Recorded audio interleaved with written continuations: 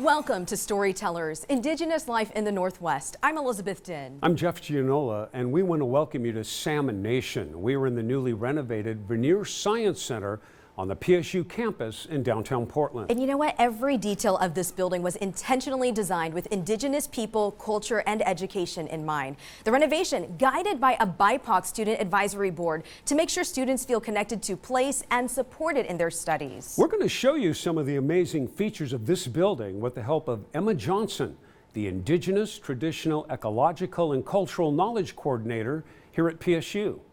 Nakwis, Sensai, and Squatch, Emma. Hello, my name is Emma. I'm a Cowlitz tribal member and I'm also Norwegian. And I grew up in Southwest Washington on my ancestral homelands. My native side is my maternal side. And prior to coming to Portland State, I worked for my tribe and our culture and natural resources departments. We want this building to welcome specifically underserved BIPOC students in STEM to make sure that they know that this building supports their identities and their connections to their own respective sciences that are not Western science. As we take you through this building, we'll also bring you the stories of thriving Indigenous life right here in the Northwest, connecting our past, present, and future. We begin in North Portland at Vanport. The public housing community was home to a majority African American population, but other minorities moved in too, including Native Americans desperate for work and a place to live. Todd Unger has more on an effort to finally recognize their contributions.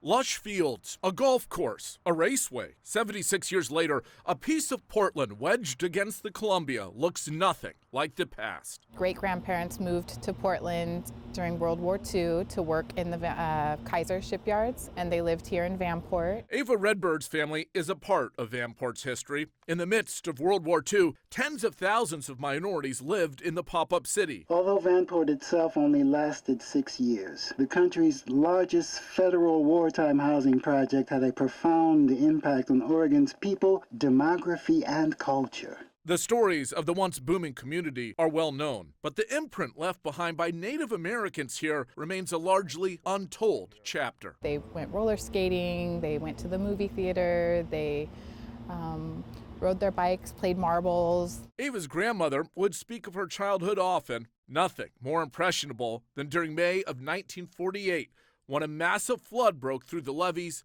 protecting Vanport. She describes watching homes just being ripped apart during the flood. They lost everything. You know, if they were lucky, they got a suitcase out of the house. Historian David Hedberg is helping collect a native, multi-perspective oral history of Vanport. One of the most successful daycares in the country. This had its own school systems, its own movie theaters. It really was its own town. As the years have passed, many of the elders who grew up here have passed on themselves. Years go by, they don't listen to their elders, they don't record the elders' stories, and it's very, very important, you know, because that history will be gone. Christina Felix is a board member of the Vanport Place Marking Project. Well, I was 13 when the flood came, so I was like 12 years old. You know, I was old enough to get in trouble. The project is a driving force behind interviews with the likes of Frank Blair, pictured here, who also grew up in Vanport. So he had the run of the place, him and his buddies who'd run around here and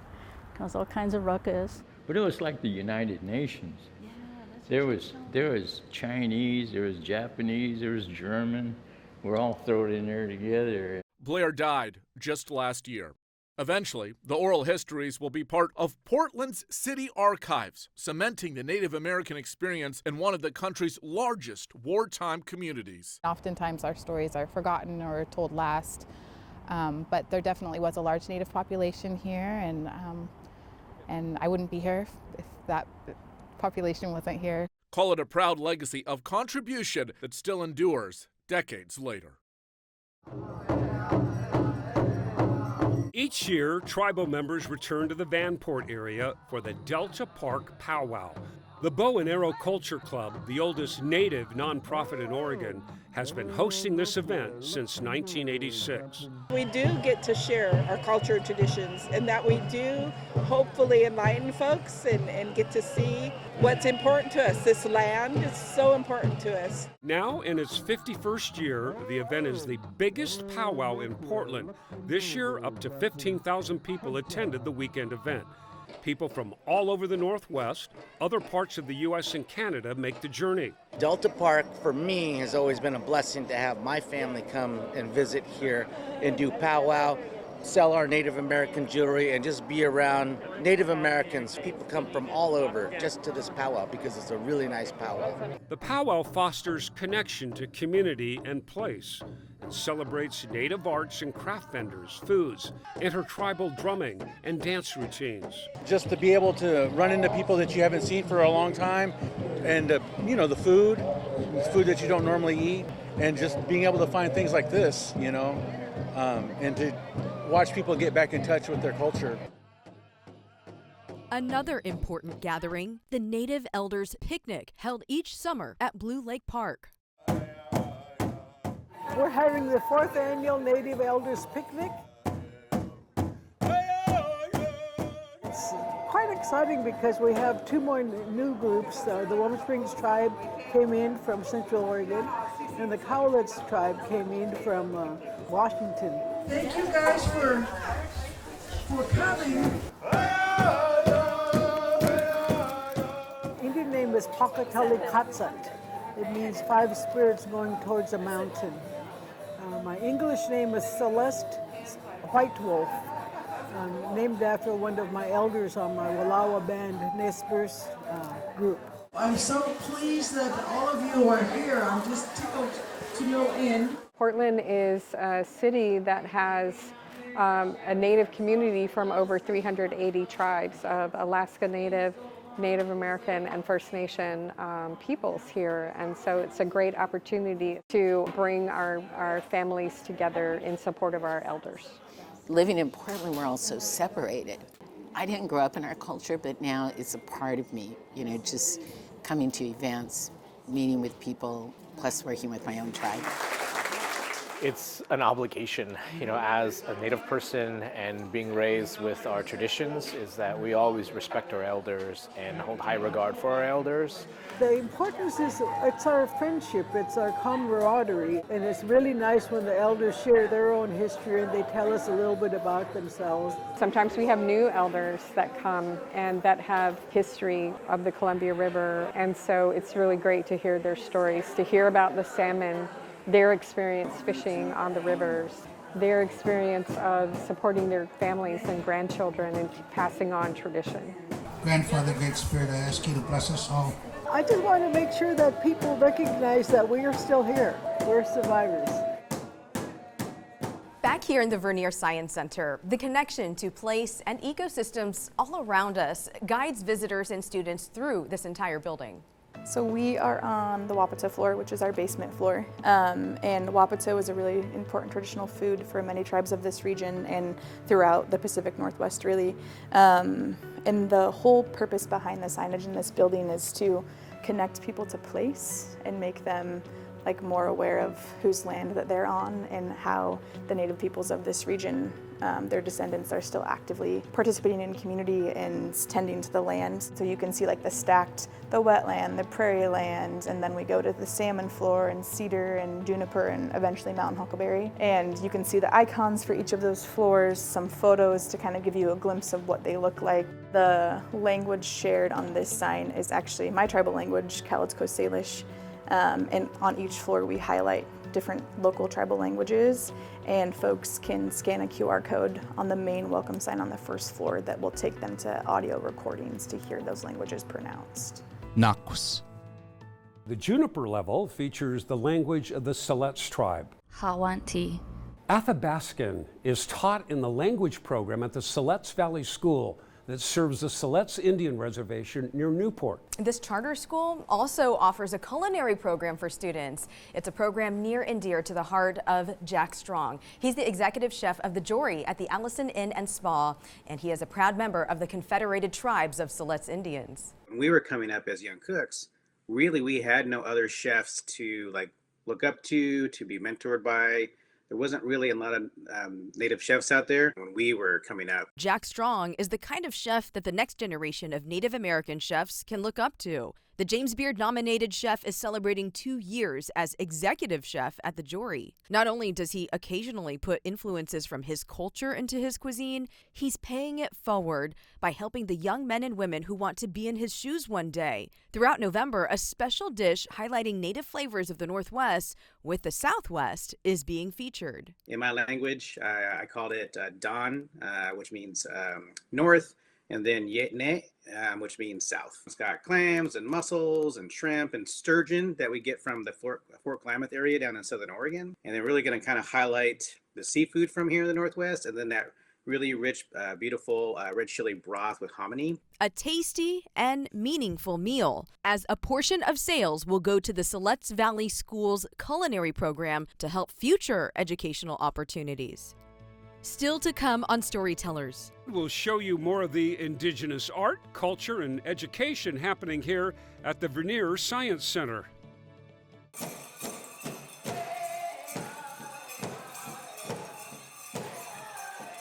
Welcome back to Storytellers, Indigenous Life in the Northwest.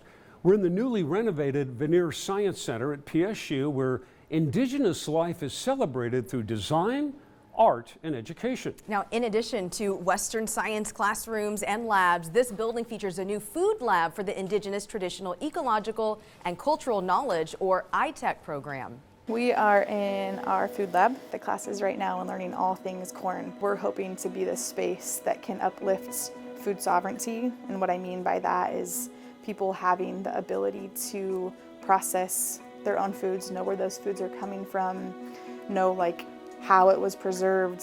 We don't know those things when we buy food from the grocery store. And so, for example, we're working with Oregon State University Extension, and they're offering a food preservation class for urban Native folks to get certified in food preservation. So we're partnering with them, and they get to use this space.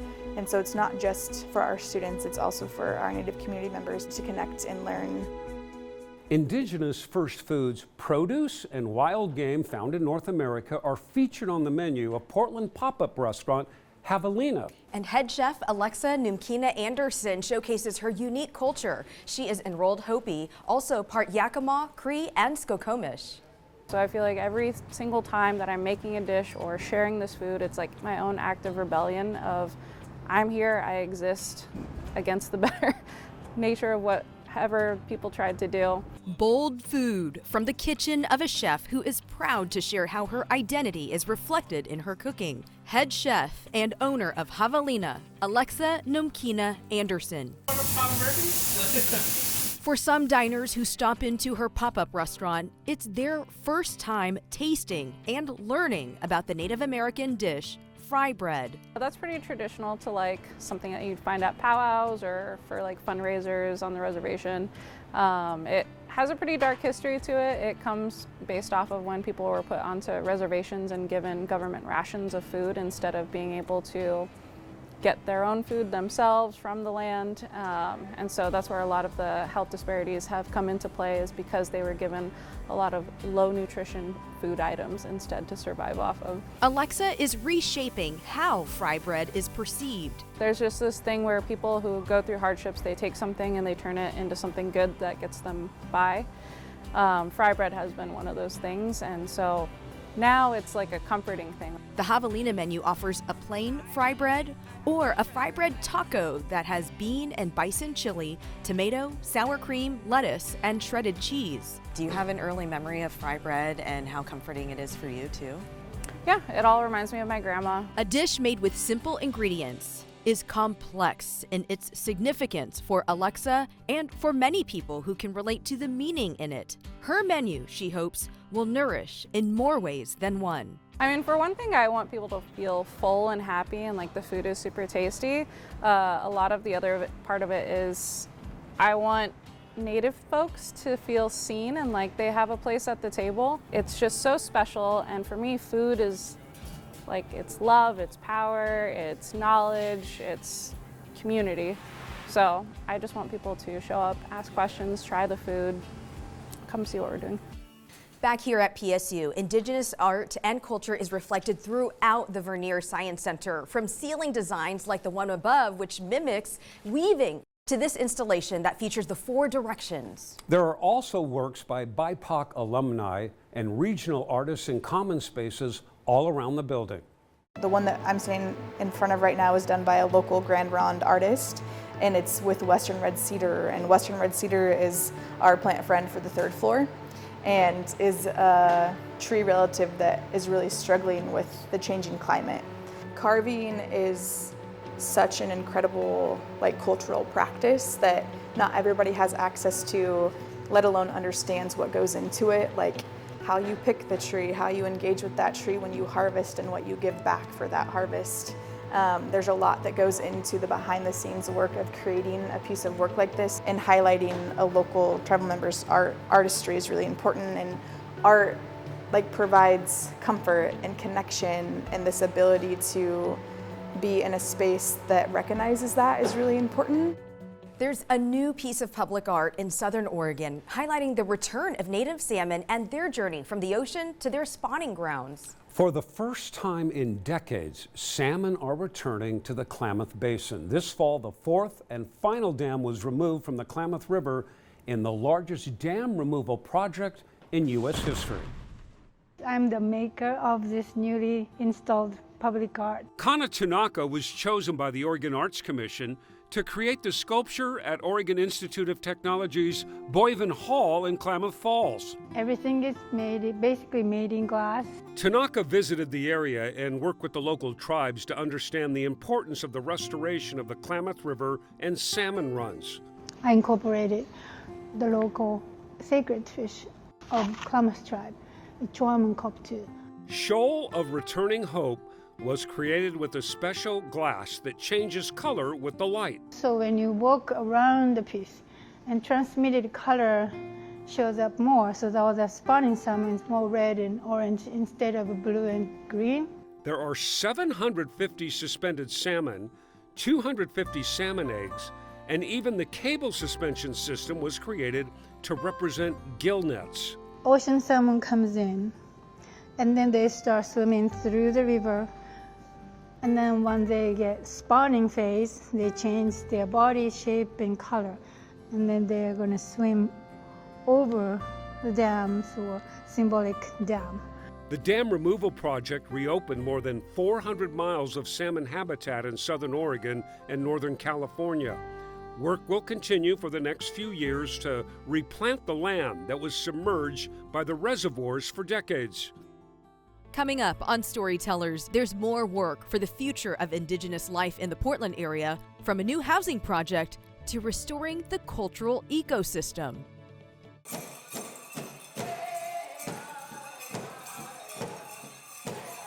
Welcome back to Storytellers, Indigenous life in the Northwest. Right here, we are in the newly renovated Vernier Science Center and the home of the new Indigenous Library. It's not just a library for books. We wanted to be really intentional about that and reclaiming what Indigenous libraries really mean for people, especially students that are in the ITech program, because they're not just doing normal coursework, they're getting out on the land, working with the land, and they might need to rent waders for processing and collecting seeds in a wetland, for example. Students in the ITech program are working toward a certificate that helps them bring Indigenous ways of thinking into the modern world. Our students come from a diverse array of backgrounds. We have students that are native to this region, students that are Indigenous to places all over the world, folks that are non-native but are really trying to be very intentional accomplices in their work. And so we have students coming from all kinds of different disciplines and pursuing the certificate to bring forward with them into their respective careers. Well, there's a project in Northeast Portland also working to secure the future of Native families. Tiny homes will be built on land recently gifted by the Presbyterian Church of Laurelhurst as part of the Land Back movement. Jenny Hansen shows us the future of Barbies Village.